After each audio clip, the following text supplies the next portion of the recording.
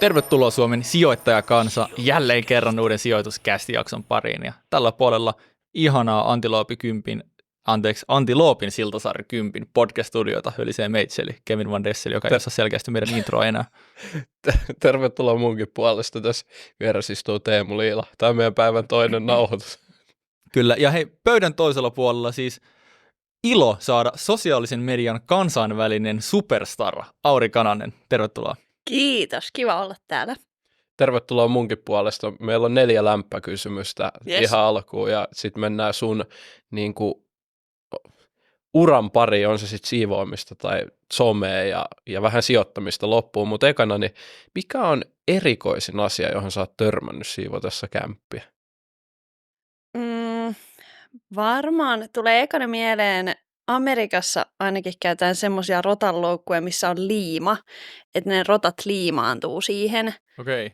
Ja sitten tavallaan löytyy niiden luurankoja siitä Oikeesti? liimasta. Ne on aika karuja, suoraan sanottuna.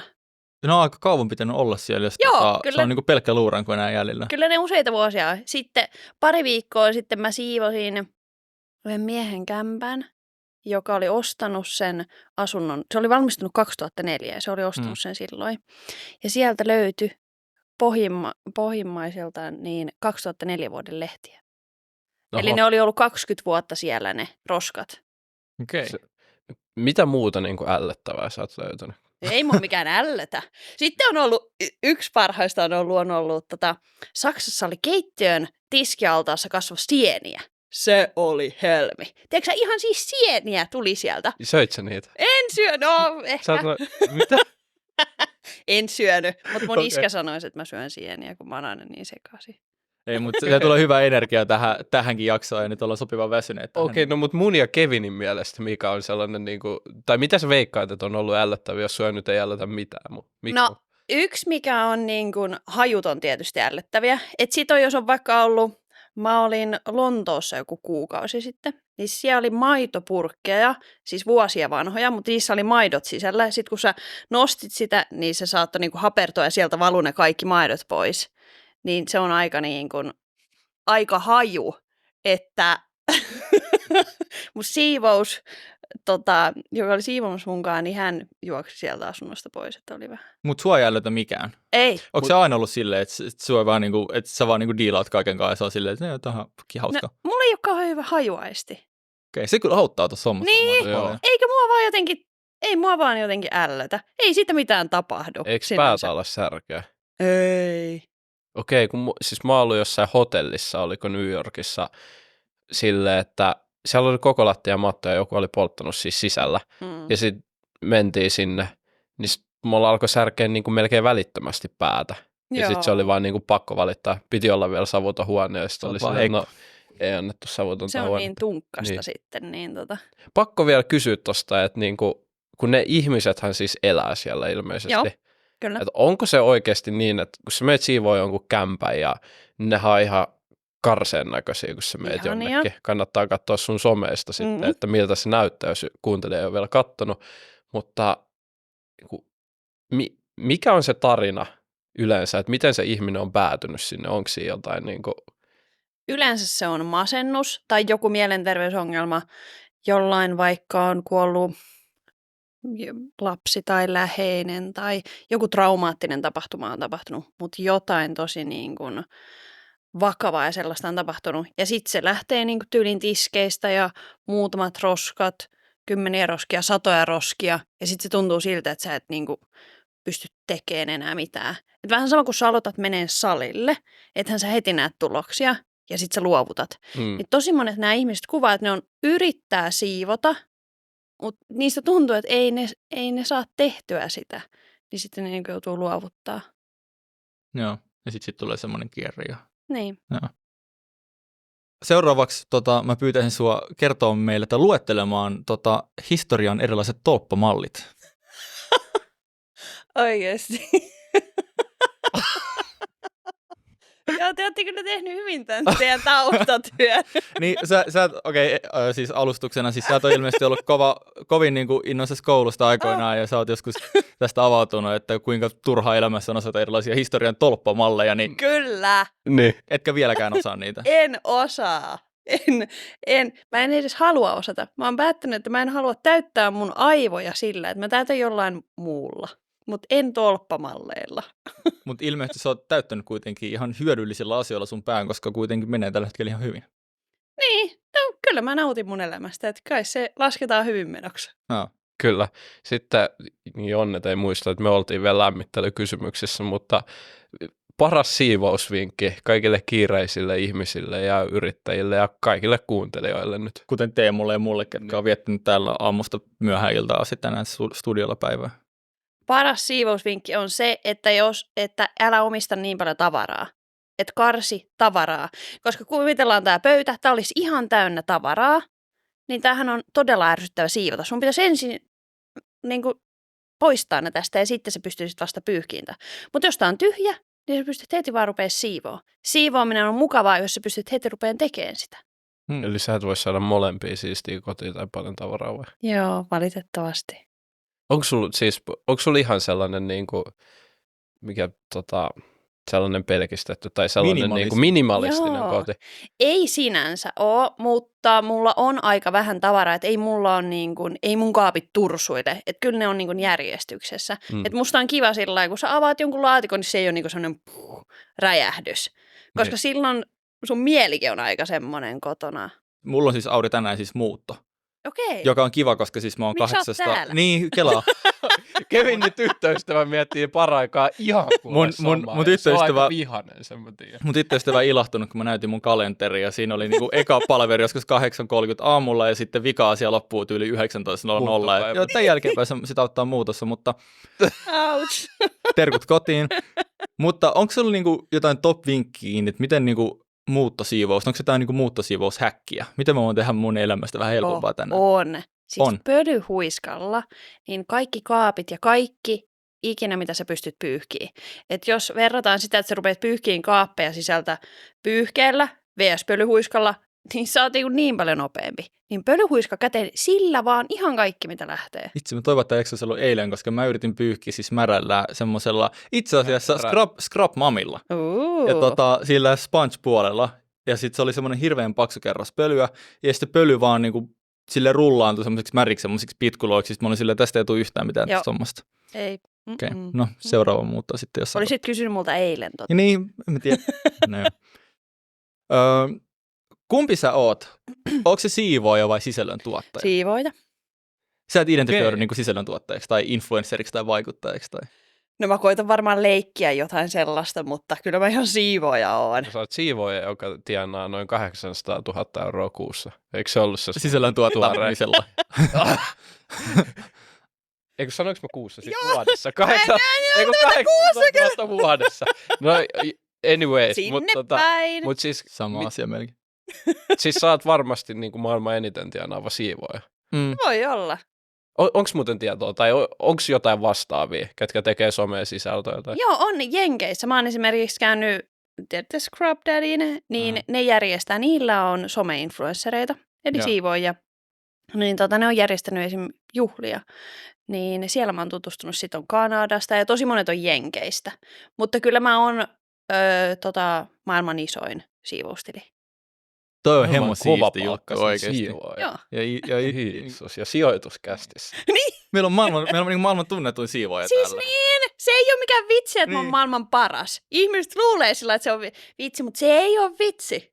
Se on tosi. Tämä on kyllä kova. Aika boss. Mutta tästä päästäänkin hyvin sitten niinku kaunilla aasinsillalla tähän jakson pihviin, joka on niinku sun ura ja yrittäminen. Ja voidaan keskustella vähän rahasta, jopa vähän niin kuin tienesteistä. Naurattaa, kun täällä meidän muistiinpanoissakin lukee vaan pihvi oikeasti otsikoissa. Niin lukeekin. Se on oikeasti pihvi. Mutta siis niin kuin, ne, ketkä nytten meidän katsojista on elänyt jossain tynnyrissä ja ei vielä tiedä, kuka sä olet, niin voitaisiin vetää semmoinen vähän niin kuin tarina tavallaan, että mistä sä oot tullut ja miten sä oot päätynyt tähän nykytilanteeseen, että sä oot maailman tunnetuin siivooja. Joo. Mun äiti on pitkän linjan siivousalan yrittäjä.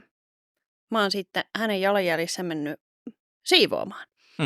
Ja sitten mennyt myös opiskelemaan siivousta. Eli mä toimin siivoajana ja sitten mä rupesin opiskelemaan ammattikorkeakoulussa puhtausalan restonomiksi. Sitten mä ylenin esimieheksi ja tässä kohtaa elettiin vuotta 2020. Eli mä olin siivonnut mun koko elämän käytännössä. Ja mä palkkasin mun omia työntekijöitä. Mä olin 30-40 työntekijää. Ja oli tosi vaikea löytää työntekijöitä. Kaikki nuoret halusi mennä jonnekin kahvilaan tai jonnekin muualle töihin. Ja mä halusin näyttää, että hei, moppaaminen on oikeasti hauskaa. Että täällä pystyy niinku tekemään kaikkea. Ja sitten mun kaverit oli silleen, että mun pitäisi alkaa tekemään siivousvideoita. Että mä olin joskus lähettänyt niille jotain.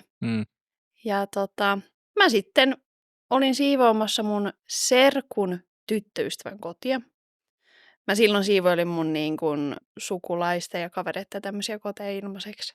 Ihan vaan huvin vuoksi. Joo, mulla oli joku kesäloma menossa ja tyyli joku lauantai. Ja se oli niin kuin mun mielestä niin kivaa.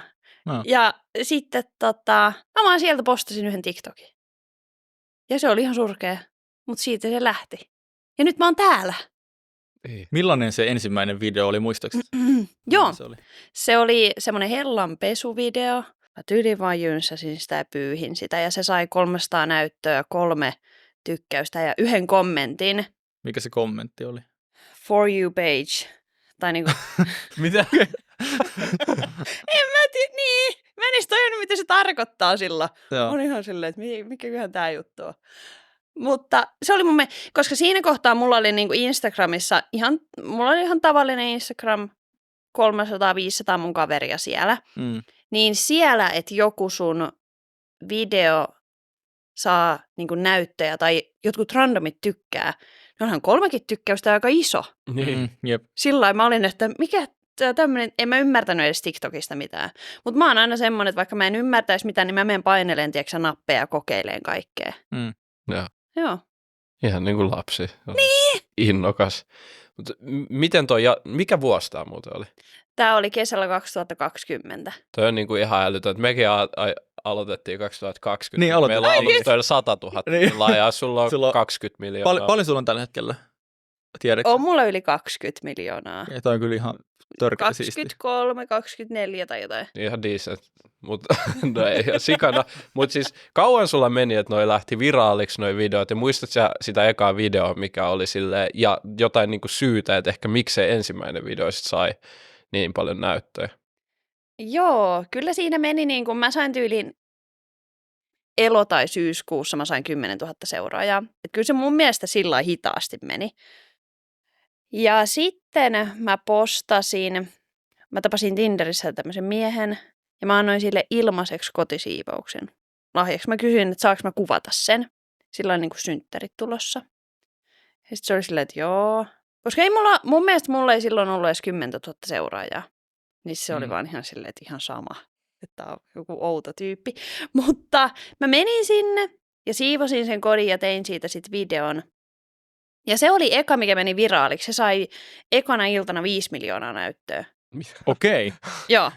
Ja... Kävi sijoituskästi tililläkin tietää sitten, että millaisia videoita me tehdään. No joo, niin, kyllä se silloin, nythän 5 miljoonaa näyttöä mun, ei se ole kauheasti silleen, mutta silloin se oli tosi iso. Ja sitten mulla oli tosiaan se 10 000 seuraajatyyliä, niin sitten mulla oli niin kuin parin päivän päästä 100 000.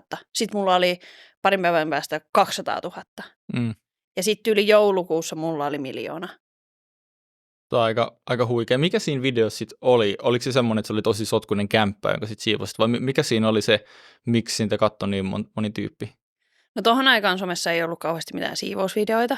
Okay. Että siivous ei sillä niinku trendannut sinänsä. Että tommonen, mun mielestä se ei ole kauhean hyvä video, mutta silloin se oli ehkä niinku uutta tai semmoista.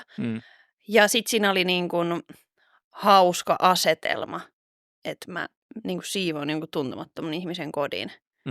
Ja ehkä se Tinder tai jotain. Oli mulla sitä ennen, mä olin siivonnut mun eksän kodin, kun se lähti sen tyttöystävän kanssa, sen uuden tyttöystävän kanssa jonnekin matkalle, niin mä siivosin sen kodin ja se sai joku 500 000. näyttöä. Okay. Ja mua haukuttiin siellä kynnysmatoksi ja pelleksi ja vaikka mitä. Okay. Mutta että tommoset jotenkin, joku tommonen erikoisempi video, niin kyllä se silloin meni. Otsikoitko se jotenkin, että siivoan eksän talon? Joo. Mutta hei, siinä oli silleen some-pelisilmää kuitenkin jo käytössä, että vähän semmoinen erikoinen otsikko. Siis ei mua haitannut, vaikka ne niinku haukku mua tai mitään, koska musta ehkä tuntuu, että ei ne tiennyt, minkälainen mä oon tai silleen. Mä tiesin itse, että mä voin siivota ihan kelle vaan, ihan mitä vaan.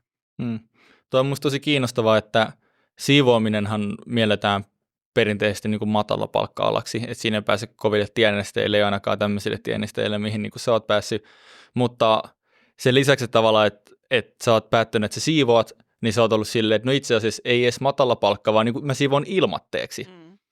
Ja sit sä oot silti onnistunut kääntämään sen tekemään siitä kontenttia, niin kuin näin arvokkaaksi niin kuin käytännössä 1 miljoonaa liikevaihtoa tekeväksi niin kuin toiminnaksi, niin ajatteliko silloin, että tämmöistä niin liiketoimintamallia, että on tämmöinen niin yhteisön seurannan keräämiseen perustuva liiketoimintamalli? Oliko se jotain bisneslogiikkaa siellä taustalla jo näiden ensimmäisten videoiden aikana? Ei todellakaan. Ei. Milloin se sitten niin tuli? Niin kun mä aloitin, tässä kohtaa alussa mä työskentelin kriisipuhelimessa vapaaehtoisena. Että mä olin tehnyt kuitenkin jo vapaaehtoistyötä niin kuin parisen vuotta. Niin sitten kun mä aloin tekemään niitä siivousvideoita ja ihmiset alkoi pyytää mun apua. Ja mä vaan niin kuin innostuin siitä, että joku päästää mut kotiinsa siivoamaan tuota sotkua. En mä niin kuin sinänsä ajatellut mitään, että eihän mä osaisi kuvitellakaan tällaista tilannetta. Sitä on vaikea kuvitella, että sä voit alkaa tekemään jotain ilmaiseksi, sitten joku rupeaa maksamaan siitä sulle. Miksi joku maksaisi siitä mulle? Tavallaan se kuulostaa hullulta. Että se tuli sitten, kun mulle tuli ensimmäiset sponsorit joskus siinä just joulukuussa tyyliin.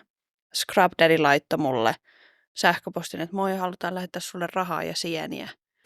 Mä olin silleen äitille, että hei, mulle varmaan pitää perustaa firma, että mihin tää raha laitetaan. Niin siitä sitten lähti. Niin sulla oli 1 miljoona seuraajaa tällä about, sanoit sä niin? Oli mulla ehkä vähän vähemmän. Vitsi kun, vähän vaikea muistaa, mutta muistaakseni mä laitoin ehkä tyyliin syyskuussa sen pystyyn. Okay. Sä olit kuitenkin niinku silleen noviisi sisällöntuottajana, että sä et tiennyt, että paljon noista voi pyytää, niin jos sä muistelet vaikka niitä hintoja, mitä sä ihan alkuun lähdit tekemään, niin menit sä niinku johonkin alihintaiseen diiliin tai tuliko tuossa mitään tollaisia sitten vai kysyit sä heti neuvoa jolta, että paljon mun pitäisi pyytää tällaisesta yhteistyöjutusta? No se oli tosi vaikeeta alkuun justiinsa, mutta en mä kauheasti tehnyt mitään yhteistyötä. Että kyllä tuli ympäri maailmaa, että hei, käytä tätä biisiä, saat jonkun 200 tosta ja tästä näin. En mä lähtenyt ollenkaan semmosia. Mä olin niin kuin sellainen, että mulla oli mun päivätyö. Sitten mä halusin tehdä näitä viikonloppuisin näitä siivouksia. Ja sitten mun piti vielä editoida ne videot. Niin en mä jaksa nyt rupea tekemään jonkun 200 euron takia jotain. Mutta sitten esimerkiksi vaikka tämä Scrub Daddy, niin laittokohan ne, että hei, me maksetaan sulle 5 tonnia kuussa.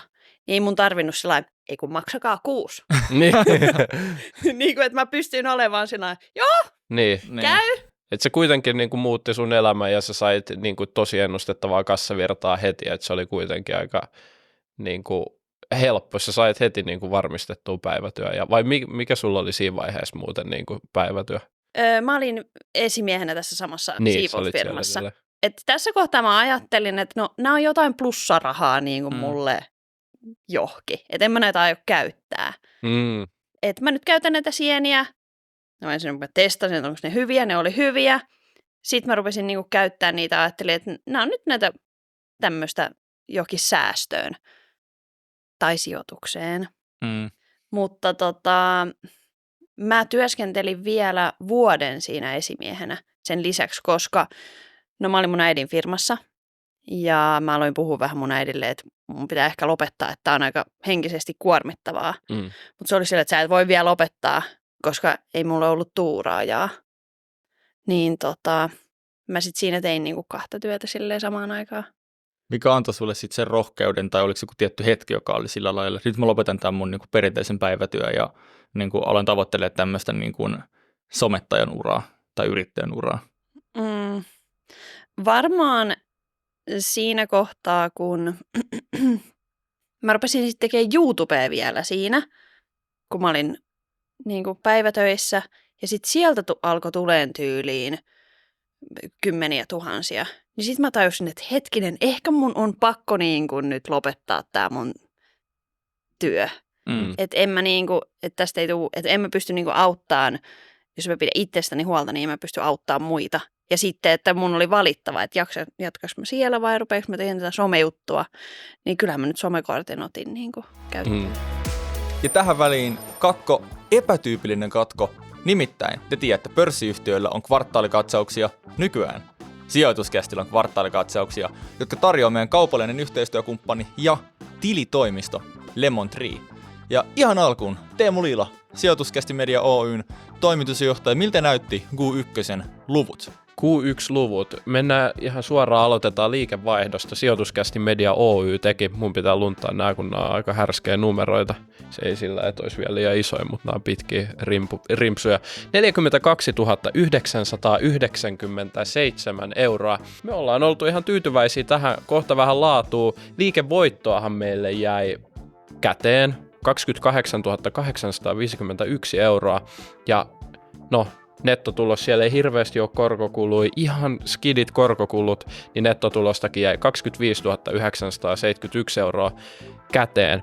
Ja poikkeuksellisen kannattava Q1-kvartaali, eli tammi-maaliskuu sijoituskästillä.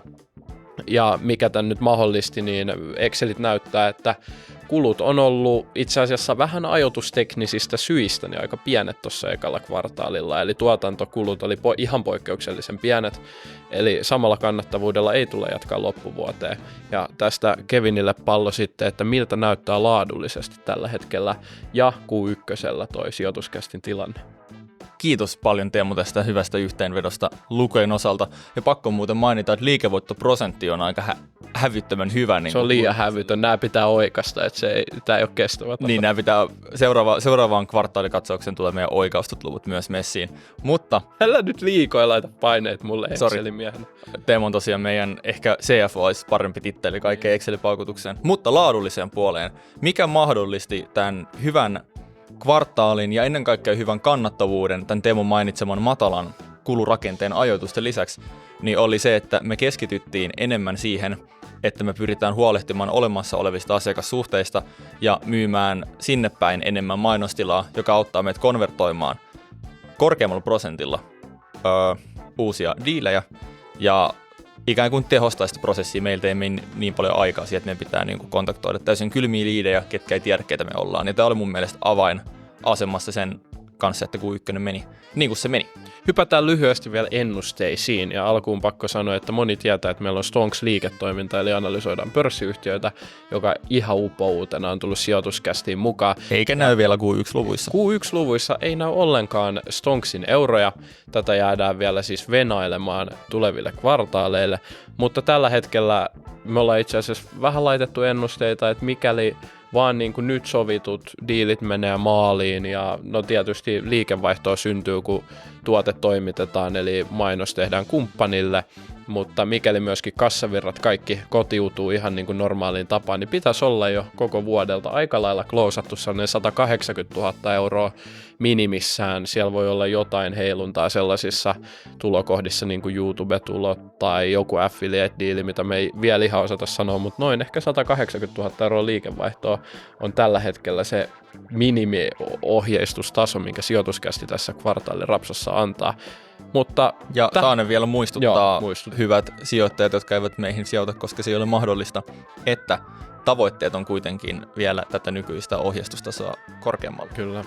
Ja viimeiseksi, nyt kun sijoituskästin kvartaalikatsaus on perattu, niin halutaan vielä muistuttaa, että meidän oma tilitoimisto Lemon Tree on paras tilitoimisto, mitä on saatavilla, ja itse asiassa pieni juttu, mutta hyvinkin merkittävä. Meillä on autot, onko se nyt käyttöedulla? Mä en itse asiassa tiedä, koska meidän tilitoimisto hoitaa kaiken. Me Kevinin kanssa mietittiin, että ei hitto, että meidän pitää verottajalle nyt ilmoittaa, että me ollaan ajettu autoja firman piikkiin.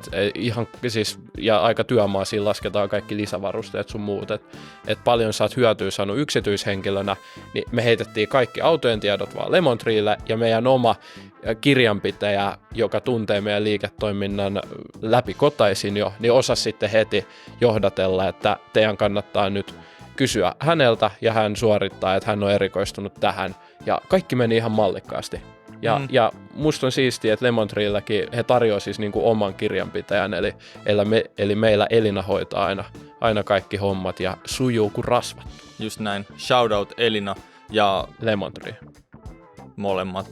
Ja tosiaan Lemon Tree on erikoistunut pieniä ja keskisuuriin yrityksiin, eli jos siellä on semmoinen katsoja-kuuntelija linssin toisella puolella ja on tilitoimisto, hakuisessa tilitoimiston vaihtoaikeissa, niin me laitetaan linkki Lemon Treen nettisivuille alas. Käykää tutkimassa, käykää tsekkaa, että olisiko tämä oikea fitti teille, mutta omakohtaisesti voidaan kyllä lämpimästi suositella. Ja nyt takaisin jakson pari. Millainen on nykyään sun perustyöpäivä? Onko se niin kuin, että meikö se päivästä päivään siivoamaan kämppiä vai onko se hirveästi manageriallisia hommia? Mikä on niin kuin Aurin average maanantai-päivä? Tänään sä olet vissiin lepäily. Niin, tänään sä kävit salilla ja chillasit. Ei kun niin. Niin, no siis mulla ei sinänsä ole ihan hirveästi töitä. Että mä voisin siivota joka päivä, mutta kroppa ei ehkä kestä. Et se on kuitenkin, mä siivoon sillain niin kuin, jos mä menen siivoon, niin mä siivon 12-14 tuntia putkeen. Niin se on aika rankka ja mä teen sen 2 päivää, joskus 3, niin kyllä mun pitää levätä. Et mun mieli ehkä haluaisi siivota enemmän, mutta ei pysty. Myöskään ei ole kämppiä tarpeeksi siivota. Se on ehkä mun työn vaikein, että mistä löytää niitä. Mutta sitten sen jälkeen niin kuin tavalliset toimistopäivät, niin mä teen voiceoverita. Mulla tulee 1 YouTube-video. Sitten mä teen Facebook-videoihin voiceovereita. Ja julkaisen TikTokin. Tai teen sen. Et ei nyt mitenkään ihan älyttömästi ole töitä. Tuo on makea tilanne sillä lailla, että niinku sulla on korkeat tulot ja tulee hyvin liikevaihtoa ja somessa niinku tilien seurannat kasvaa kovaa tahtia. Mutta ei älyttömästi ja sitten sulla ei älyttömästi töitä. Koska musta tuntuu, että taas Teemulla mulla on ihan älyttömästi töitä. Ja vähän rahaa. Ja meillä on joku ehkä 100 000 seuraajaa yhteensä eri tileillä. Siellä on joku 23 miljoonaa. Ja sitten silleen, me ollaan tää silleen, että meidät tuottaa paino 23 tunnin työpäivää. Eilen oli 15 tuntia mulla. Ja sitten vähän, ei tänään ollut mitään töitä. Niin, mutta musta tuntuu, että mä tein silloin, kun mä olin esimiehenä. Silloin mä tein töitä. Silloin painettiin sitä. Mulla oli kaikki viikonlopputyöntekijät. Joo, siis ei ole 1 eikä 2 kertaa, kun mä oon vappuna ja jouluna ja juhannuksena siivoamassa, koska ei saa työntekijöitä. Jos joku saikuttaa, sä lähdet yöllä töihin. Niin kuin, että musta tuntuu, että mä oon painanut silloin sen kaiken, että kun mä silloin olin aivan poikki ja mä mietin niin monta kertaa, että miksi mä teen tätä. Miksi mä teen tätä, kun mä en saa mitään lisää rahaa siitä. Mä en saa niinku mitään, mutta kun että mä pidän mun asiakkaat tyytyväisinä ja työntekijät ja näin. Mutta nyt se jotenkin, että mä oon tehnyt tavallaan sen, että musta se on hyvä, että joskus niinku kokeilee ne omat rajat ja painaa sitä duunia. Koska siellä mä oon siivonnut ne tunnit. Ja sen takia mä myös jaksan, niinku, että ne on aika kovia puristuksia ne päivät, kun mä siivoon. Niin. Sosiaalisessa tai sisällöntuottajista, kun no ei ehkä nykypäivänä onneksi enää se mielletään vähän niin kuin nykypäiväisemmäksi ja niin kuin työksi nykyään, mutta ennenhän somettaminen oli silleen, että oli niin kuin, että mene oikeisiin töihin. Se oli niin kuin ihan klassikko. Niin nyt kun sä oot niin kuin tavallaan teet sisältöä, mutta sä oot niin kuin siivooja, niin kuin sä sanoit, niin sanotaanko sulle, että mene oikeisiin töihin nyt kun sä oot päässyt siihen tienestiluokkaan vai onko se niin kuin, että nyt sä oot edelleen oikeissa töissä? Ei ole kukaan koskaan sanonut, että me oikeisiin töihin. No, ei ole kyllä sanonut vielä. Sä siivoat kyllä sen näköisiä kämppejä, että en mä tiedä, se ei niin ole vedenpitävä argumentti. Niin, että kyllä kaikenlaisia kommentteja, mutta ei ole kyllä vielä tullut. Voisi tulla. Mitkä ne kommentit on, mitä sulle tulee? Onko se jotain yleisimpiä herjoja, niin mitä sulle heitetään? Lisäksi. Niin, no enää ei tule sitäkään, että mä olisin kynnysmatto, mutta Siis tosi paljon tulee kiitosta, varmaan 90% on niin kuin kiitosta, että joka päivä tulee silleen, että oot mahtava ihminen ja kiitos tästä ja niin kuin erilaisia tarinoita. Että monet vaikka, joiden kämppä on samassa kunnossa, niin ne katsoo mun videoita ja saa sitä voimaa ja siivoo. Niin tulee sitten semmosia. Mutta sitten jos puhutaan niistä negatiivisista, yleisimpiä on ehkä, että mä feikkaan nämä kämpät, että mä lavastan ne. Sitten tulee siitä, että mä en tee tarpeeksi, että niin kuin mä jätän siivoamatta siellä. Ehkäpä siinä ne. Ei mitään munaa ulkonäköä tai mitään ei kyllä haukuta. Toi on kyllä tosi kiva. Toi on hauska toi feikkaamiskommentti, koska luulisit, että siitä on enemmän vaivaa aluksi rakentaa se ja sitten purkaa se, kun vaan pelkästään purkaa sit. Niin. Ja siis jos mä pystyisin feikkaan sen, niin mä kyllä tekisin niin. Niin mun piti kysyä, että onko tämä tulevaisuuden, kun sä sanoit, että ne kodit loppuun, niin eikö se ole kannattavaa palkata sellainen tiimi ja tehdä sitä jossain vaiheessa sellaista feikkilikaa, joka vielä tosi niin kuin smoothisti lähtee pois? Sitä ei pysty tekemään. Se ongelma on, että aika luo tahrat. Jos sä vaikka ajattelet pölykerrosta, niin sä et pysty tekemään sellaista niin kuin aitoa pölykerrosta mitenkään. Okay. Että se on tosi vaikeaa. Tai jotain kalkkitahroja. Että sä pystyt sä niin kuin tekemään sen näköistä, mutta et aitoa, ne lähtee liian helposti pois. Koska aika kovettaa ne tahrat, niin sitä tarvitaan ja sitä tarvitaan vuosia. Kiinnostavaa. Voitaisiin puhua vähän somettajan tuloista. Musta tuntuu, että se on siis, no ensinnäkin Suomessa niin kuin tuloista puhuminen on semmoinen hirveä tabu. Musta sanoit, että et sä, niin kuin, sulla on ihan ok tavallaan keskustella rahasta ja musta on hyvä, että rahasta pystyy puhua avoimesti. Ja se on myös se, mikä kerää eniten klikkejä, jos meillä on joku, en tiedä, jos meillä on ollut jonkun, me tehtiin Jaken jakso ja sen nimi oli jotain rahasta jotain, niin kaikki kiinnostaa, että vaikka paljon joku Jake tienaa. Daniel Ahola ja Andreas Tolosen kanssa kun tehtiin ja paljon somella voi tienata, se sai paljon. Mä en tiedä, saisiko otsikko, että paljonko siivoamisella voi tienata, kun se on ehkä vähän sellainen, niin. Tosi moni ei niinku, en mä tiedä. Mutta totta. Mistä, niin jos aloitetaan ihan siitä niin tulon muodostuksesta, että mistä sun niin tienesti tällä hetkellä muodostuu, mitkä on ne eri niin liikevaihtovirrat, joita sulle tulee? Joo, mulla tulee rahaa YouTubesta, Facebookista, sitten mulla on 3 sponsoria, BetterHelp, ScrubDaddy ja Sinituote. Ja siinä se. Niin tulee, että se on aika yksinkertainen tavallaan. Joo, että ei ole kauhean montaa laskua tai mitään, mitä pitäisi laitella, että hyvin niin kuin, ja mä oon halunnut tommoset hyvät kumppanit, jotka antaa mulle vapauden ja joilla on myös niin kuin oikeasti hyviä tuotteita. Et mun mielestä bisneksen lähtökohta pitäisi olla vähän niin kuin win-win situation, niin se toimii. Onko sulla sellainen hirveä, sori Kevin, mä voisin keskeyty, mutta onko sulla niinku, siis meillä toi kaupallisuus on silleen, että me niinku hikipäässä koko ajan myydään niitä, ehkä me ei olla vielä niin hyvä tuote tämä sijoituskästi, että täällä ei niinku kuitenkaan ole niinku jatkuvasti joku, joka haluaisi sitä mainostilaa, niin onko sulla ollut sellainen stabiili, että sulla on tosi pitkäaikaiset kumppanit ja ne on niinku vuosia ja voit sä luottaa nyt, että kun sulla on kuitenkin niinku 3 isoa kumppania, niin tietysti yhden lähtöhän on merkittävä osa, niin onko se niinku, onko vielä pitkää suunnitelmissa samojen kumppanien kanssa? On kyllä, että esimerkiksi Sinituotekin, niin se haluaa laajentaa maailmalle. Niin onhan niin kuin, meidän yhteistyö on tosi niin kuin hyvä. Et nyt ne ollaan serannut Ruotsiin ja Englantiin ja niin poispäin. ScrubDaddy, ne haalii koko ajan lisää niin kuin influenssereita. Ja meillä tulee niiden kanssa tuote nyt. Okei. Että ja sitten tämä BetterHelp, no se sopii tosi hyvin mun kanavalle. Ja mä haluankin niinku rohkaista ihmisiä sitten hakemaan apua. Niin ei mulla sinänsä ole pelko, että ne lähtis.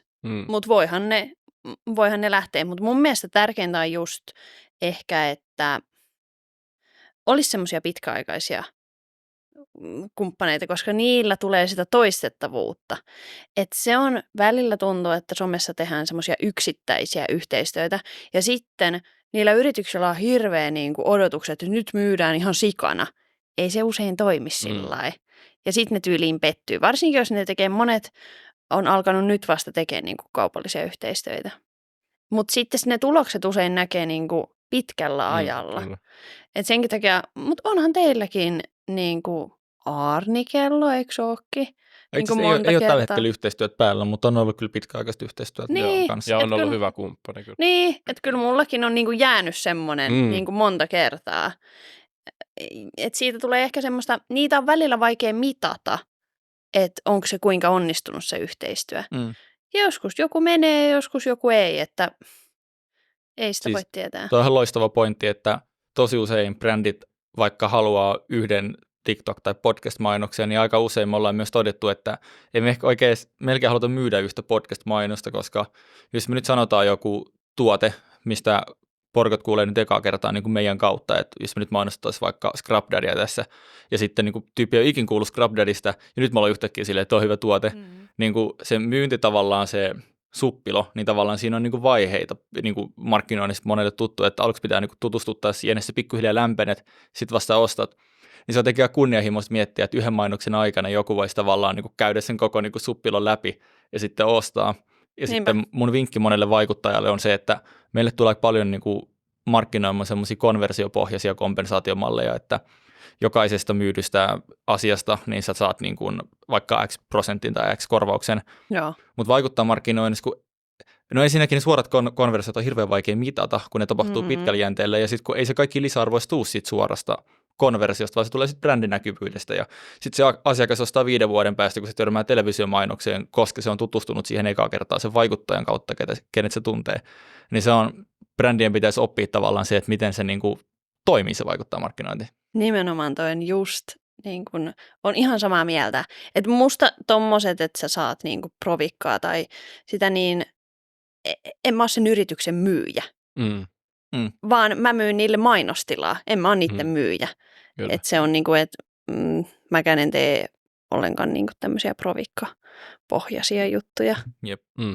Mutta mä en muista nyt hirveä blackoutti siitä yhdessä kumppanista, mutta siis Scrub Daddy on ainakin kansainvälinen, ja sä teet niinku kansainvälistä bisnestä, niin luoko se paljon lisähaasteita tuohon hommaan, ja miten se oikein toimii, niinku, jos vertaa jotain suomalaista kumppania? Joo, kyllä luo lisähaasteita siinä mielessä, että usein niiden brändien, joiden kanssa mä tekisin, niin niiden pitäisi olla globaaleja, koska mulla on ihan ympäri maailmaa, eniten varmasti Jenkeistä. Mutta sitten esimerkiksi suomalaisten kanssa on vähän vaikea tehdä, koska sitten mun pitäisi tehdä suomeksi ja sitten se ei palvele mun niin kuin, katsojaa. Et mä koitan aina sillain miettiä, että mä oon mun itseni katsoja. Että jos mä seuraan siivoustiliä, niin mä haluan tietää kaikkia niin kuin, siivousjuttuja ja kaikkia niin kuin, ja jotain muutakin, mikä mua voisi kiinnostaa. Niin mä koitan niin kuin, sellaisia asioita tuoda niille mun katsojille, mitkä mua itseäkin kiinnostaisi. Mutta se on tosi vaikeaa niin kun tavallaan löytää sellaisia brändejä. Mutta en mä tarvii niitä koko ajan lisää. Tai silleen, että näin on ihan hyvä. Että mulla ei ehkä ole mitään sellaista, että joo, pakko kasvaa ensi vuonna 10%. Että mulle kelpaa tää niin kun vaihe ihan hyvin, että mulla on nämä hyvät kumppanit ja mä haluan pitää niistä niin kun hyvää huolta. Ja ne toimii tosi hyvin. Niin sit se on mulle tosi tärkeää. Mitkä näistä sun miten on, liikevaihtokanavista, niin mitkä on niin kuin merkityksellisimpiä? Sä mainitsit YouTuben, Facebookin. Ne on ilmeisesti tavallaan niitä niin kuin, tavallaan mainosrahaa, mitä sieltä tulee sieltä itse alustalta. Ja sitten 3 yhteistyökumppania, niin mitkä on silleen niin kuin tärkeimpiä liikevaihtokanavia sulle? No liikevaihdollisesti ehkä YouTube ja Facebook. Okei. Että niistä tulee suunnilleen niin kuin samaa rahaa. Niitä ei saa mun mielestä kertoa niin kuin per kuukausi, mutta olisiko nyt vaikka viime vuonna YouTube maksanut tyyliin 500 000 ja Facebookista tullut päälle 300 000. Että ne on niin kuin varmasti siinä mielessä tärkeimmät. Sitten esimerkiksi TikTokista ja Instagramista ei saa yhtään mitään. Mutta nyt me ollaan itse asiassa tekemässä sillain, että mulla on sellainen firma, Wove Media, joka pyörittää mun Facebook-sivua. Ja nyt ne aikoo ottaa mun TikTokin sillä, että ne siirtää sen Jenkkeihin, ja Jenkeissähän TikTokista maksetaan. Niin mä haluan miettiä, että osassa paikassa TikTokeista, onko se tyyli, jos oli 60 sekuntia tai jotain, niin sitten se tulee fyrkkaa, ja siellähän ne näyttökerrat varmaan sulki ihan äärimmäisen kovia. Joo. Paljon siellä tulee muuten rahaa ja onko toi En tulla tiedä. Suomeen? Toi kiinnostaa niinku. No silloin kun mä aloitin 2020, niin silloinkin on jo puhuttu, että se tulisi Suomeen. No ei ole näkynyt. Ja sitten on TikTok Shop, ja amerikkalaisethan on tunnetusti kovia ostaa vaikka mitä. Niin meillä tulee sitten jotain mertsiä sun muuta sinne. Ja mä annan niiden sitten hoitaa kaikki. Mutta periaatteessa mä en sitten pääse enää mun TikTok-tilille, koska sen on pakko olla Jenkeissä. Että en mä pääse myöskään mun Facebook-tilille. Okei. Siis kun miettii noita eri tavallaan tapoja kaupallistaa ja silloin kun sulla on iso yleisö, niin sullahan on miljoona tapaa kaupallistaa. Mr. Beast on tästä loistava esimerkki, että sillä on hampurilaisketju ja silloin sitten sen snäkki ja suklaafirma ja vaikka mitä. Niin luulisit, että, tai siis sullahan on ihan äärimmäisen hyvä tilanne perustaa tavallaan joku siivoamiseen liittyvä brändi ja en tiedä liittyykö tämä merch siihen, mutta onko se niin kuin miettinyt tätä puolta? Joo, siis me just ajateltiin niin kuin, mikrokuitupyyhkeitä alkaa myymään, hanskoja ja tämmöisiä, mutta mä haluan myös tehdä niin kuin silleen rauhassa. Että musta tuntuu, että silloin kun mä aloitin, niin aika monet yritykset tai viihdealan yritykset, niin yritti sillain, että nyt on pakko takoa, nyt sä oot kuuma, mutta sä lasket kohta. Tuolta tulee joku kiinalainen ja se rupeaa tekemään samaa kuin sä, että sun pitää nyt äkkiä, tiedätkö sä? Tämmöistä painetta. Ja mä olin vaan sillä, että no sitten tulee. Että mä en halua mitään niin kuin hötkyillä, että ehkä tässä on just se vaikea, että tavallaan koko maailma on avoin. Ihan koko maailma. Niin, että mitä lähtee tekemään ja sitten jos lähtee tekemään, niin että tekee se jotenkin hyvin. Ei tarvitse olla mitään täydellistä. Ja osa menee syteen ja osa savea ja niin poispäin, mutta kuitenkin, että mä oon myös monta kertaa sanonut ei, jotta mulle ei tule niin kuin liikaa sillai. Että homma pysyy kasassa. Mistä ihmeestä olet Auri saanut tuon kärsivällisyyden? Tavallaan kun jos yhtäkkiä sulla on 1 miljoona seuraajaa ja sitten nyt sulla on 23 miljoonaa seuraajaa ja varmaan niin kuin näitä mahdollisuuksia tulee ja varmaan niillä voi tehdä aika paljon fyrkkaa, niin mistä kumpuaa, että sä voit sanoa näille mahdollisuuksille ei tai todeta, että ei mulla ole mikään kiire, että mä alan tehdä sitä mun merchia ensi vuonna tai niin päin pois, kun luulisi, että sä et ole kuitenkaan niin kuin käynyt 10 vuoden mediakoulutusta ja sä et ole silleen niin kuin kokenut siellä, että luulisi, että toi niin kuin tempaa mukaansa aika helposti. Niin, mulle se on ollut kyllä jotenkin tosi helppoa, koska mä oon aina tosi nuoresta asti miettinyt, mitkä on mun arvoja. Ja tollaiset asiat ei loppupeleissä tee onnellisia. Ne voi tehdä niin kuin on kivoja ja innosta ja hauskaa, mutta on kuitenkin tärkeintä, että, niin kuin, että sulla on aikaa ystävien perheen kanssa ja niin kuin liikkua ja kaikkea sellaista. Että mitä hyötyä siitä on, että mä takoisin ihan hirveällä vauhdilla ja sit luopuisin jostain muusta. Että mun on silleen päätettävä koko ajan, että mikä on mun elämässä tavallaan tärkeää. Oletko miettinyt sitä, että ulkoistaisi? Mä veikkaan, että sanotaan, että laittaa vaikka sellaisen 100 tonnin siivun tosta jollekin, joka niin kuin joku tosi hyvä brändi markkinoija, niin voisi luoda vaikka aikamoisen niin kuin brändikokonaisuuden, joka perustuu sun henkilöbrändiin. Sitten sulla on selkeä, että mitkä ne tuotteet olikaan, joku liina ja sun muuta, mitä lähtee kaupallistaa, sulla on muutama tuote, tosi makea brändikokonaisuus rakennettu, ja sitten sä vaan jatkuvasti joka videossa siivoat niillä, ja sitten sulla on linkki sun kuvauksessa vaikka kauppaa, niin periaatteessa se voisi olla siinä. Tietysti se on, että mitä sä sitten haluat, mutta ootko miettinyt tällaista, että niin kokonaan ulkoista. Nyt Teemukin on se, kuka tulee tarjottamaan tätä mahdollisuutta. Ei vaan, siis näin ollaankin periaatteessa tekemässä. Mä näen tässä ehkä samanlaisen alkuun. Mulle tuli hirveästi tarjouksia, että hei, haluatko sä kirjoittaa kirjan? Ja me maksetaan sulle 4 tonnia, että sä kirjoitat tämän kirjan. Ja näin. Tyyli enemmän käteen kuin mun kuukausipalkka niin kuin olisi ollut. Niin olisin mä voinut olla sellainen, joo, äkkiäkös mä nyt kirjan kirjoitan näin. Mutta mä olin silleen, että ei. Odottelin jonkun yli vuoden pari.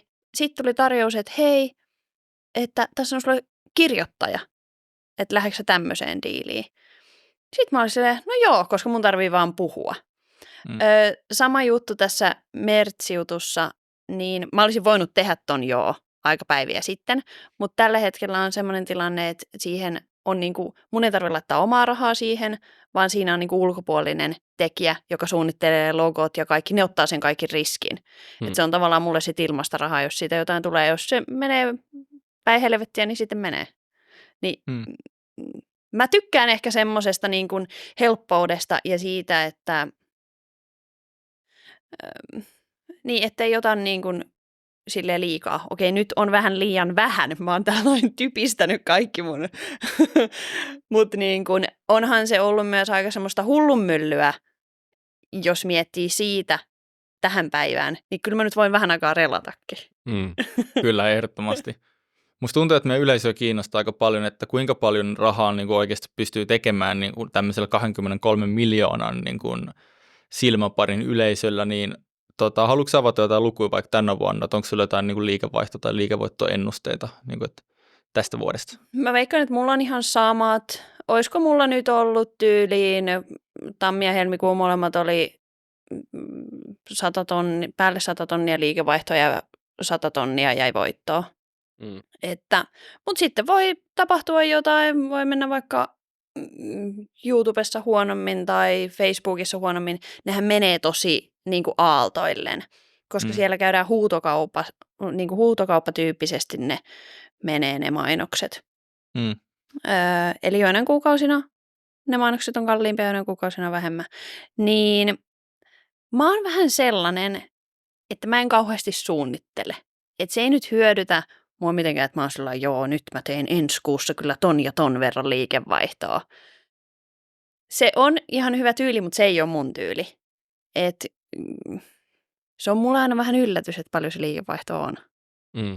Ja toki tässä niin kuin sisällöntuotannossa, etenkin sun tapauksessa, niin varmaan se rajahyöty on tosi laskeva. Et nyt jos sä käytät tosi paljon extra efforttia ja koitat löytää vähän sellaisia, no ei nyt ihan niin täydellisiä matcheja kumppaneiksi, tai toi on tollainen puolisotkunen kotimeet tekee, niin eihän ne ole sitten niin suosittu, ja sä käytät saman vaivan ja tienaat vähän vähemmän. Niin tavallaan se, että sä et ole koko ajan myymässä ja tekemässä niitä niin kuin just se 10% ekstraa, niin se 10% ekstraa voi olla yhtä raskas kuin se sun koko pohjatienesti, niin sillähän toi nyt on ihan, kuulostaa järkevältä. Varsinkin, kun nyt rahaa tulee tarpeeksi. Niin, siis tärkeintä on, että sitä tulee niin kuin, että kyllä mulle riittäisi vähempikin. Että just se, että jos mä nyt saisin myytyä 10 tonnilla enemmän, niin mitä sitten? Ei se tee mun elämään sinänsä silleen mitään. Että just siis tuli viime viikolla yksi tarjous, että tyyliin, oliko 30 sekuntia YouTube-videon 10 tonni.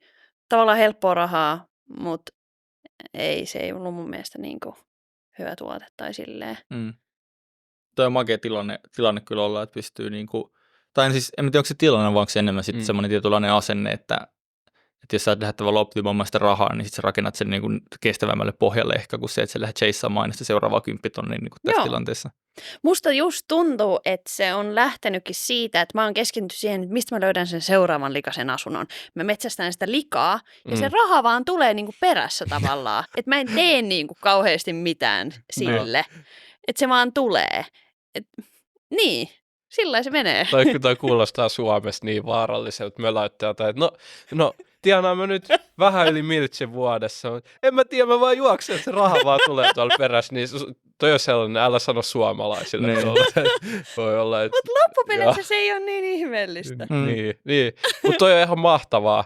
Mä haluaisin tietää vielä tähän, että niinku, mihin sä käytät rahaa, ja sä oot aika säästäväinen, ja kohta mennään vielä, että miten sijoitat tuohon jakson loppuun, mutta mihin sä sitten tuhlaat rahaa, ja onko joku asunto tai auto sellaisia asioita esimerkiksi? No mä tuhlaan ehkä niin kuin ruokaan, että mä en kauheasti katsele kaupassa, mitä joku maksaa, että mä vaan otan, niin kuin mä haluan semmoista hyvää ja laadukasta ruokaa. Mä tuhlaan myös siihen, jos mä pääsen johonkin nopeammin. Mä voin parkkeerata johonkin ja ottaa riskille, että tulee sakko.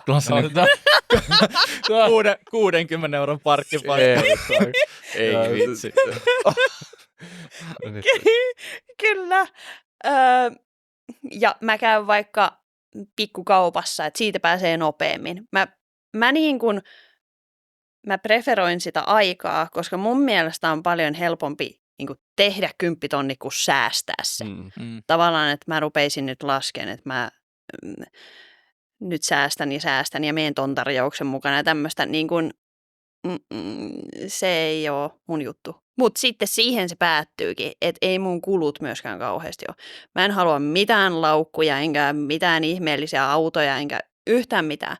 Se tulee ehkä siitä, että kun mä siivon näitä kämppiä vaikka, näillä ihmisillä on tavaraa. Niillä on hienoja, monellakin on hienoja laukkuja ja kaikennäköistä krääsää ostettu. Ja siellä ne on niin kuin ihan käyttämättöminä, niin ei se tee mua yhtään onnelliseksi. Taitaa olla myös käyttökelvottomina kyllä niissä asunnoissa. Musta tuntuu, että siis helposti sitä enemmän sä kumuloit sitä niinku tavaraa, niin sitä enemmän sä omistat sitä, niin sitä enemmän sä alkaa omistamaan niinku sua. Ja sit sä jotenkin oot niinku, jotenkin niin sen tavaran vangitsemaan, että sulla on tosi kallis auto, niin sit sä et niinku, sun pitää jotenkin suunnitella elämää sen ympärille, että minne se auto menee ja että se pysyy kunnossa ja että sun kallis takki ei varasteta ja sun kengät, nyt ulkona satana, mä mietin näitä mun kallit kenkiä nyt niinku liata ja silleen, että sit sä et vähän niin kuin sä et enää elä sun elämää, koska sä vaan suunnittelet niiden tavaroiden ympärille kaikki asiat. Nimenomaan, jos sulla on vene, sun pitää niinku ottaa se sieltä järvestä pois ja tehdä kaikkea. Niinku, mitä enemmän sä omistat, niin sitä enemmän sä ostat itsellesi vähän niin kuin ongelmia tai silleen. Jep.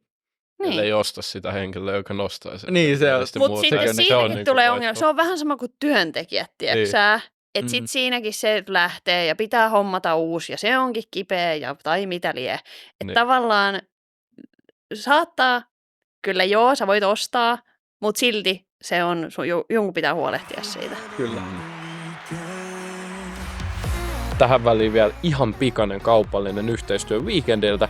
Nimittäin me ollaan lähes koko Sijoituskästin tiimillä Weekend-festivaaleihin kesällä elokuussa 2-3. elokuuta. Ja Kevin on puoliksi hollantilainen, niin kuin siellä näyttää ihan hollantilaiselta DJltä. Niin itse asiassa Weekendin 3 pääartistia on Hollannista. Ja nämä kaikki pääartistit on siis Alan Walker, Alesso, Boris Break ja nimeä en muuten osannut varmasti lausua oikein. Nicky Romero, Rehab, Tiestö, Timmy Trumpet on kovat nimet. Kevin, ketä saatat kaikista eniten Weekend-festivaaleilta? Timmy Trumpet. Sama kuin mulla. Mä otan Timmy Trumpetin ehkä Tiestön esitystä eniten Weekendeiltä, mutta huikea kattaus taas artisteja ja nyt on tulossa kampanja. 25.–6.6. mahdollisuus ostaa lippuja 3-2 hinnalla. Ja aika moni lähtee kavereiden kanssa Weekendiin, niin kerätkää porukka, ostakaa liput ja tulkaa morottaa meitä Weekendeillä.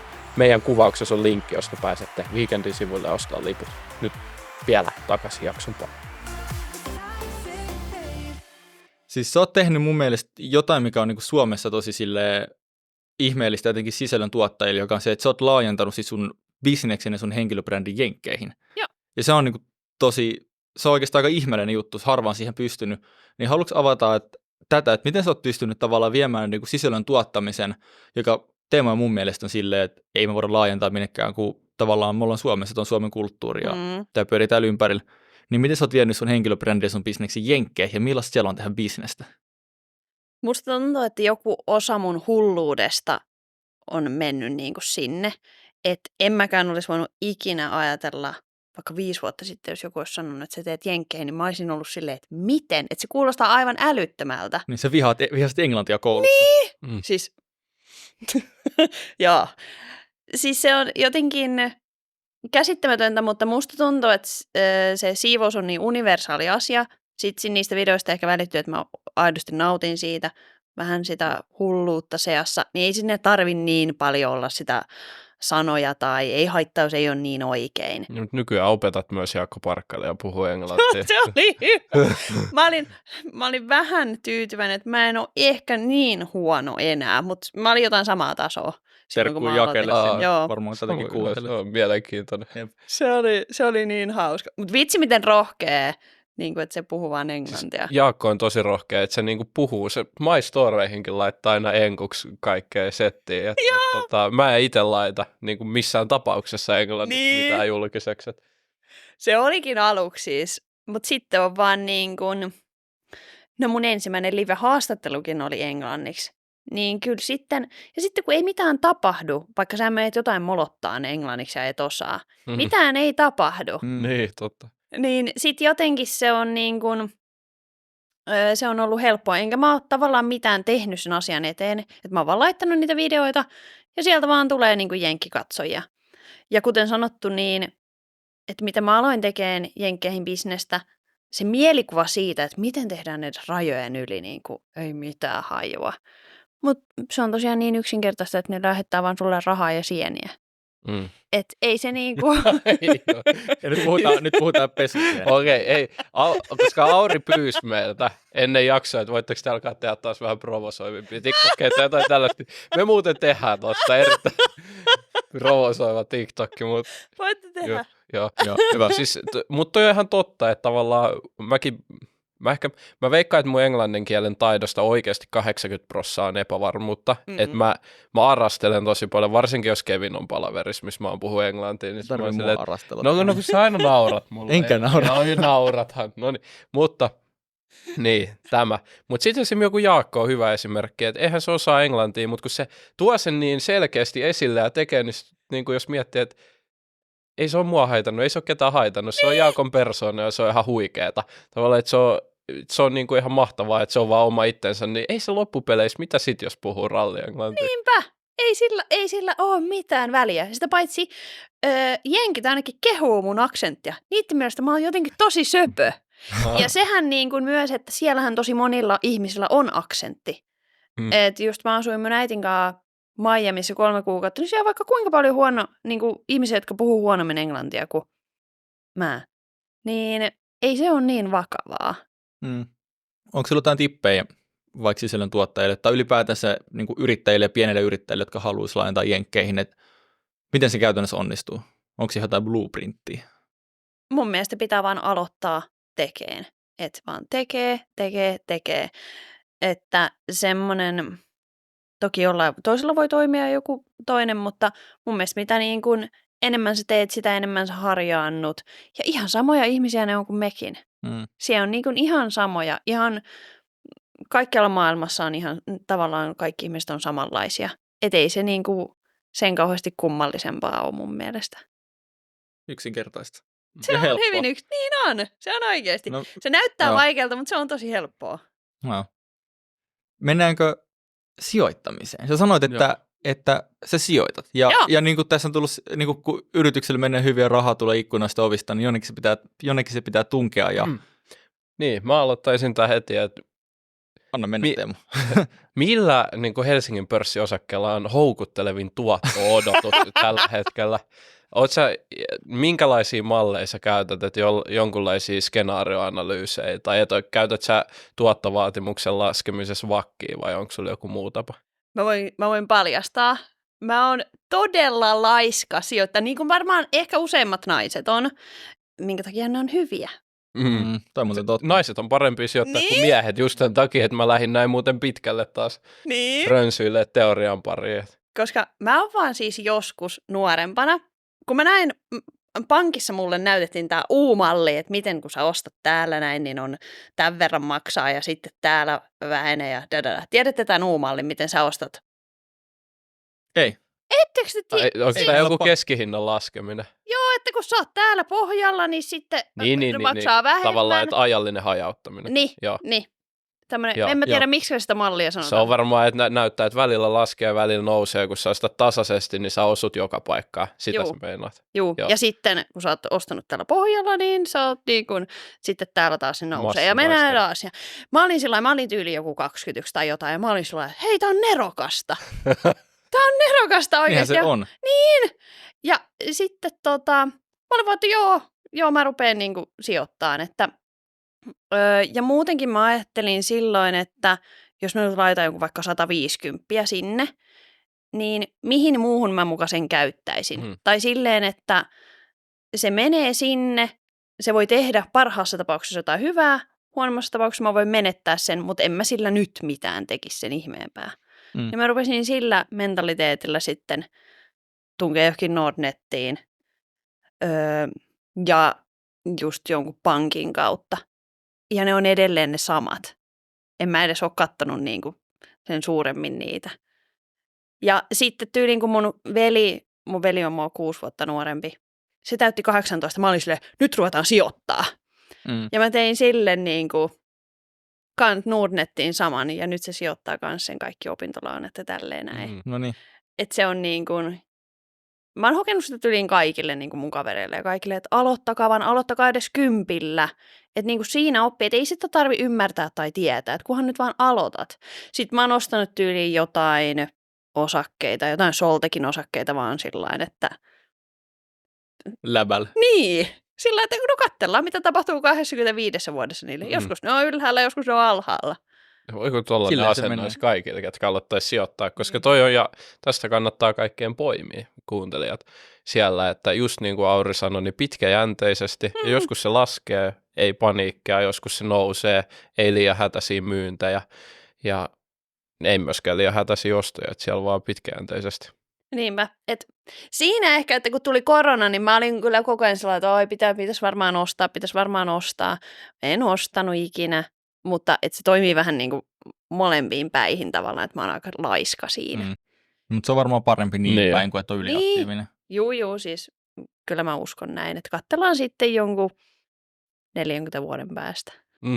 Mihin kaikkeen sä sijoitat? Ilmeisesti nyt rahastoihin, mutta onko sulla sitten jotain niin kuin asuntoja tai mitään muuta vastaavaa?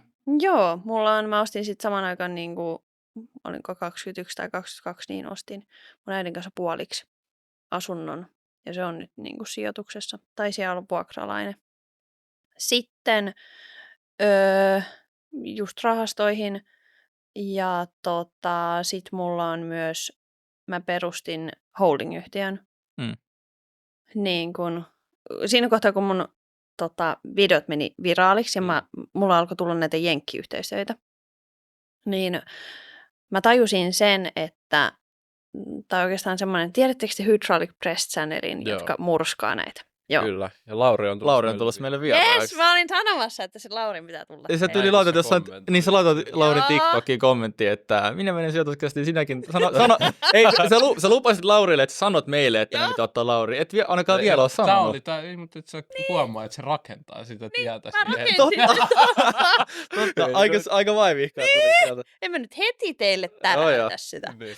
Mutta siinä kohtaa, kun mä lähdin niinku viraaliksi, niin mä otin sitten HPC:n yhteyttä. Että, koska mulle vinkattiin, että ne on yksiä Suomessa, jotka on mennyt kanssa niinku viraaliksi. Ja nehän sitten auttoi mua. Ja ne kertoi mulle tästä holding-yhtiöstä, että niin kun Amerikassa sulle ei ole mitään turvaa siihen, jos joku haastaa sut siellä oikeuteen, niin voit sanoa heippa kaikille rahoille. Niin totta. Et niin kun vaikka sä voittaisit, niin siinä käy niin kuin huonosti. Ja esimerkiksi mä en nyt tarkoita niin kuin, että Scrubdaddyn kanssa ikinä tulisi, mutta jos ajatellaan vaikka, nehän vaihtaa miljoonia, varmaan satoja, niin siis jos ne haastaisi mut vaikka oikeuteen, niin se olisi niin kuin, se olisi Auriga Cleaningin loppu. Niin mä perustin holding-yhtiön, johon mä siirsin kaikki nämä Auriga Cleaningin, eli tämän mun ensimmäisen yrityksen varat. Jolloin, jos joku haastaa mut oikeuteen, niin mä voin näyttää, että hei, mulla on 0 euroa, että haasta vaan. Ja sit mä voin mennä sen firman kanssa niin kuin oikeuteen. Niin riskien minimointi. Joo. Mutta toi on aika hyvä. No se on, en mä olisi niin kuin esimerkiksi nytkin, kun mä lähdin mun äidin kanssa Floridaan 3 kuukaudeksi siivoon. Mä en olisi ikinä lähtenyt, jos mulla ei olisi ollut tätä holding-yhtiöä. Koska se on niin kuin siellähän on niin helppo sillain haastaa oikeuteen. Ja sitten vielä se, että siellä usein voittaa se, jolla on enemmän rahaa. Että niin se vaan vähän siellä menee. Niin pikku Auriga Cleaning on ihan tuhon oma siellä. Mutta nyt kun mulla on se holding-yhtiö, niin nyt mä oon tavallaan, se on niinku turvassa, koska mä en tee sillä mitään niinku sopimuksia. Ja sit mä sen kautta sitten aloin sijoittaa. Että oli mulla aikaisemminkin mun tämän ensimmäisen yhtiön Auriga Cleaningin kautta sijoituksia, mutta sitten mä oon nyt siirtänyt ne niin kuin ihan kaikki sinne mun holding-yhtiöön.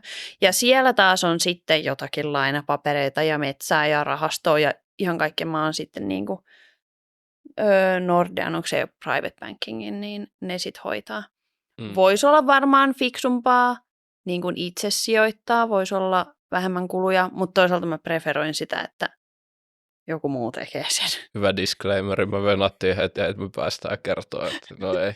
Mutta kyllähän noin vähän niin kuin kustantaa aina, mutta toki sit jos on sellainen tilanne, että mieluummin vaivattomuudesta maksaa, niin mikä siinä sitten?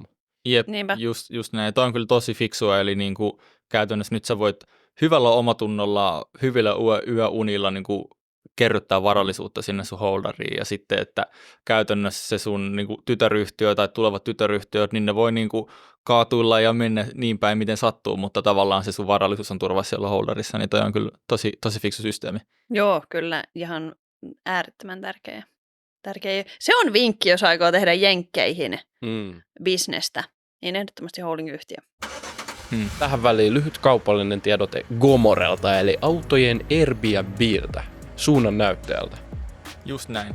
Eli te, hyvät ihmiset, tiedätte siellä, että auton omistaminen ei ole ehkä paras taloudellinen ratkaisu, mutta joskus sitä vaan tarvii. Ja tämän takia... Sulla on choice case. Sulla on choice case, eli use case. Eli, mitä? Niin sulla on choice case. Joo. Eli nyt te voitte käyttää autoa, saada kaikki hyödyt siitä ilman, että tarvii omistaa. Nimittäin, jos te haluatte vaikka lähteä jätkien kanssa vaikka mökkireissulle, tälleen mulla on rekvisiittaa täällä, ajatte mökkireissulle näin autolla, niin ei tarvii, en mä tiedä, pölliä autoa, vaan te voitte ottaa Gomorelta auton, joku magee kiesi, mistä olette haaveillut, joku Audi, joku siisti maasturi, laittaa 4 äijän kanssa splittiin se maksu, ja meidän alle koodilla se on vielä halvempaa. Me linkataan vielä tuohon jakson kuvaukseen mielenkiintoinen blogiteksti, jos käydään läpi autoilun muotoja, mikä tulee halvimmaksi just sulle. Siellä on myös näppärä laskuri, josta voit itse käydä tsekkaa, että onko tällainen vertaiskäyttöauto tai yhteiskäyttöauto parempi ratkaisu. Ja usein, kun käyttää autoa sen 1-2 kertaa viikossa, niin ne tulee jopa edullisemmaksi. Mutta tohon linkki kuvauksessa, ja muistakaa, että koodilla sijoitus -30 € kaikista ensimmäisistä Gomore-vuokrauksista, joten sekin kannattaa hyödyntää. Nyt jakson pariin, muistakaa tsekata kuitenkin Gomoren linkki kuvauksesta, pääsette Gomoren sivuille, tai ladatkaa suoraan appi.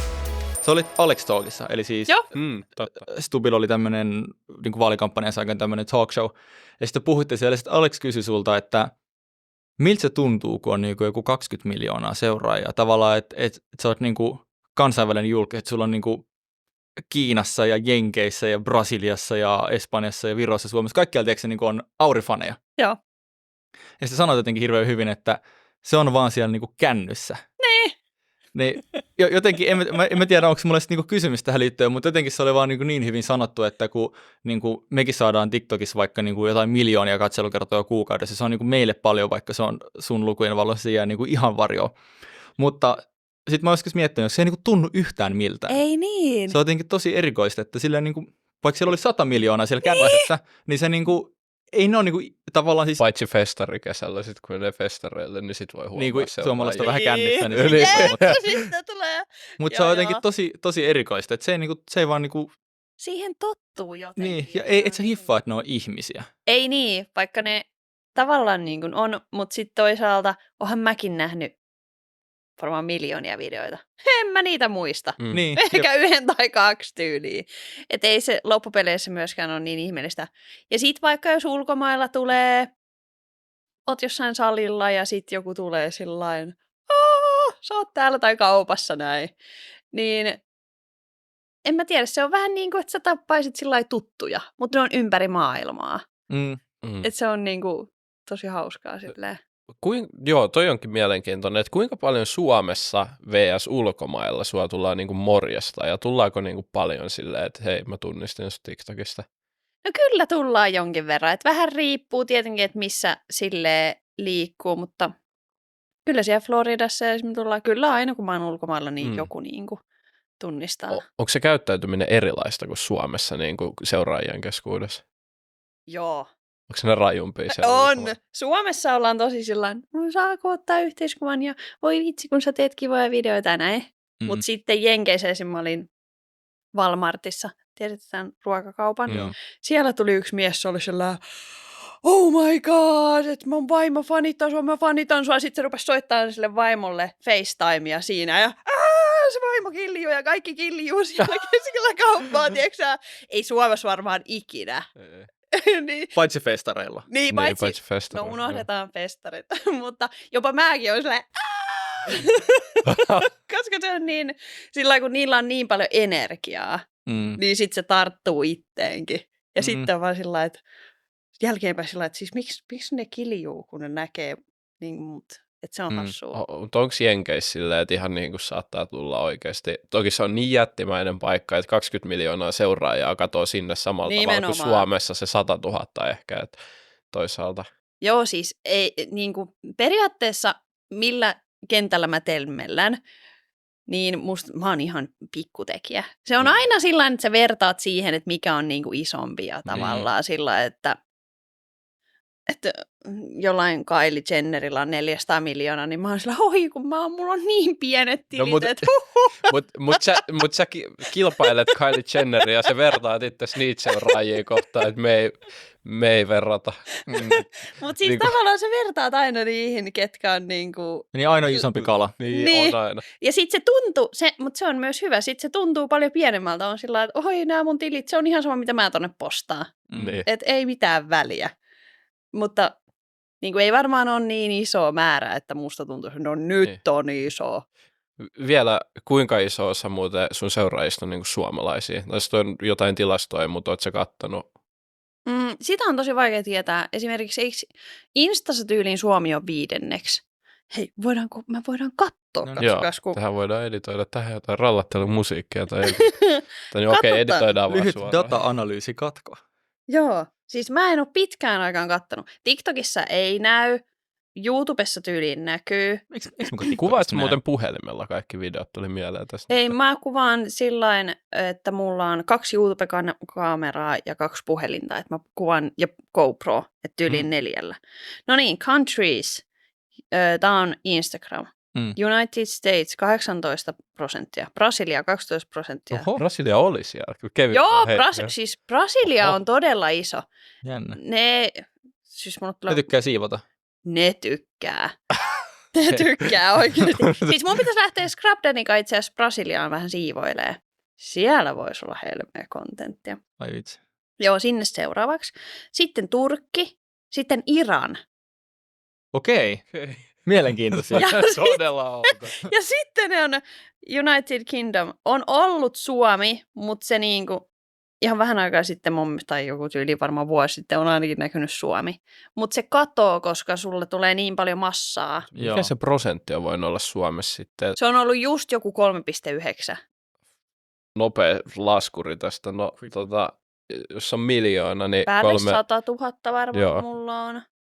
Mutta se on kuitenkin aika paljon niin kuin Suomessa. Niin, silloin mä vertaan aina itteeni jo tavallaan, jos mä katon niin, että silleen, että mulla on 100 000 suomalaista suunnilleen, mä aina lasken silleen. TikTokissa on varmaan enemmän, mutta tosi vaikea sanoa niistä, kun ei tiedä. Iran yllätti. Joo, eikä? Aika sus. Siis, mutta nämä vaihtuu koko ajan kyllä. Et en mäkään olisi niinku just, no mä tiedän aina, että jenkit on aina 1 ja Brasilia on aina tyylin 2, mutta kaikki muut vaihtuu. Mutta sekin riippuu siitä, että jos siellä maassa tulee uutisiin, niin sit mulla tulee vaikka Iranista paljon kuvia, että mä oon niiden maan uutisissa niin sit tommoset jutut nostaa sitä.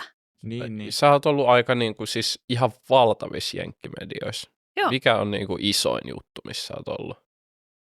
Varmaan, mä veikkaisin, että se Good Morning America,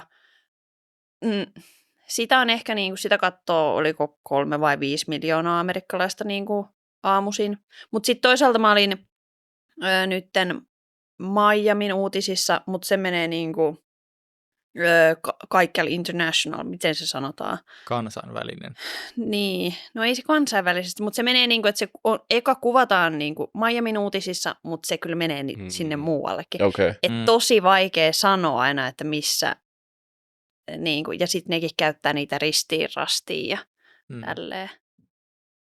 Auri, mikä on sun mielipide kryptovaluutoista? Joo, siis mä en kertonut, mutta siis mä oon sijoittanut kryptovaluuttoihin. No niin. Vuosi oli 2020 ja ostin 200 eurolla jotakin kryptovaluuttaa. Koska mä haluan just testata aina kaikkia uusia juttuja, ennen kuin mä niinku tuomitsen tai että mä voin olla jotain mieltä. No en mä pääse enää kirjautumaan sinne tilille. Mä koitin tänään, mutta mä en tiedä, mitä mä ostin tai miten niille menee. No olet niin kuin hävinnyt jonnekin tilille. No siis mä koitin resetoida sen mun salasanan, mutta en mä nyt päässyt sinne tilille. Mutta siellä se on ikuinen mysteeri, mut en kannata. Mitäs sulla on nyt 1 000 000 euroa jotain random shitcoinia siellä sun salkussa? Voi. Sitten on. Mutta mulla oli tähän sun persoonaan liittyen nyt, että voisit sä, kun se raha ei ole niin merkityksellistä, niin sijoitat holdarista nyt jollain sellaisella välittäjällä, että ne salasanat ei nyt sitten katoa tälleen, niin siis jollain tavalla nyt kryptomarkkinalle silleen, että laitat vaan ei sijoitusneuvoja. Mutta silleen, tiedätkö, susta voi tulla ihan legenda Suomen tasolla silleen, että sijoitin 500 000 euroa kryptoihin. Ja sit sä vaan niinku... Siis mä itse asiassa hukkasin 500 000. Siis me oltiin... Mitä? Siis mulla oli tilinpäätöspalaveri. Ja sitten mä olin katsonut, että paljon mun firman tilillä on. Ja sitten... Ei mene sit verottajat läpi, kai sä tiesit, että niille ei voi sanoa, että sä oot ottanut 500 000. Ne on ihan hyvässä hoidossa siellä. Sitten mun kirjanpitäjä sanoi, että hei, että mä vaihdoin pankkia. Että hei, näyttäisi mun firman rahoja vielä tuolla toisella pankilla, niin 500 000. Sitten mä olin silleen, että eihän ole, että suljin sen tilin. Sitten se oli silleen, on ne siellä. Mulla ei ollut sitten tunnuksia enää. Sitten mä olin silleen, että ei voi olla. Sitten mä soitin sinne pankkiin, että hei, onko mulla vielä täällä tämmöinen pankkitili? Sitten ne oli silleen, että joo. Sitten mä olin, paljon siellä on? Jotain 497 000. Mä olin silleen, okei. Mutta siis, miten ne, miten sä et saa niitä nyt siellä? Sain. Mä pyysin, että ne lopetti sen. Mä luulin, että mä olin pyytänyt, että ne lopettaa sen. Niin, mutta sieltä ne löytyi sitten. Sitten mun äiti tekstasi mulle, että sä oot kyllä ainoa ihminen, joka on hukannut 500 000, mutta kyllä ne löytyi. Siis musta tuntuu, että sä aiheutat sun siis kirjanpitäjälle varmaan niinku isompia stressikohtauksia. Niinku. Mä en tiedä kuka se on, mutta mä oon aika etukäteen jo sääliksi. Niin muakin. Mutta mä oon sanonut sillä alusta lähtien, että kohtele mua, kun mä olisin 5-vuotias. Että kuvittele, että mä en osaa tehdä mitään. Ja jos mun pitää tehdä jotain, niin sano mulle, niin kuin sanoisit 5-vuotiaalla, että tee jotain. Että kyllä mä nyt niin kuin ymmärrän tämmöisistä, mutta mä haluan, niin kuin, että hän tekee kaiken, että mä vaan möhdit tai munaan mitään. Joo, mutta muistan, että Suomessa niin kuin talousrikokset on ne pahimmat. Että se ei välttämättä... Ne on hyvässä hoidossa, niin se ei mene läpi niiltä verottajilta. Mutta siis mun kirjan pitää tietää, että ne on siellä. Eihän ne ole mitenkään verottajalta piilossa. Joo, kyllä. Niin, ettei vaan vastaisuuden varalta ne oli ainoastaan multa piilossa. Että kyllä sillä on ihan kaikki mun kaikkien tilien käyttöoikeudet ja kaikki. Mä siis luulin, että ne on jo sijoituksessa. Siis tiedätkö kuinka paljon sulla on jotain veroasiantuntijoiden jälkeen, niin kuin, ja veroasiantuntijoita, kun verottajan niin kuin ihmisiä sun perästä jälkeen. Saa tulla katsoa ihan kaikki. Kyllä mä maksan joka kuukausi, onko 13 vai 18 tonnia veroa, että ihan, ja teen sen ihan mielelläni. Että ei siinä ole mitään niin kuin ihmeitä tai mitään piiloteltavaa. Ei mulla ole mitään piiloteltavaa. Mikä siinä on hyvinvointivaltiota tukiessa? Me halutaan Suomeen lisää iloisia veronmaksajia. Niin, kyllä. No siis kyllä se on mun mielestä kyllä mä ihan mielelläni maksan. Kyllä. Että jo vielä kun ne tulee niin kuin ulkomailta, että suurin osa, että mulla on niin kuin vientiyritys. Että. Totta. Niin, kyllä. Se on vaan plussaa kaikille. Jep. Mutta Auri, kiitos, että tulit sijoituskästiin. Kiitos. Huikeeta. Tämä oli mahtava jakso. Oli. Pikku ylläri tähän loppuun. Tulee vähintäänkin loistava TikTokki. Eikö? Siis ihan huikea. Ja kiitos rakkaat katsojat, kuuntelijat. Yksi pyyntö. Tilatkaa meidän kanava, se on ilmaista. Se on hyvä investointi itseenne. Onko sillä jotain tapaa, miten saat ihmiset tilaamaan YouTubessa? Miten sä sanot niille? Onko sillä joku loppujuttu, miten sanot, tai alkujuttu? Ei, mutta mun mulla on semmoinen YouTube-tyyppi siellä, joka auttaa mua. Niin se aina sanoo, että pitäisi sanoa alkuun se, että hei, jos haluat tukea mua, niin tilaa mun kanava. No mutta mä en ikinä sano sitä. Sä sanot tolleen nyt sijoituskästillä. Mutta mun olisi pitänyt sanoa tää alkuun. Niin olisi. Siis mitä? Sä voit yritän nyt. Eikö miten niin minä? Niin. Auri. Jos haluatte auttaa nuoria, innostuneita yrittäjiä, niin tilatkaa sijoituskästä. Just näin. Kiitos Auri. Kiitos Jossika. Kiitos teille myös siellä ruudun toisella puolella. Nähdään ensi kerralla. Samaro. Morjens.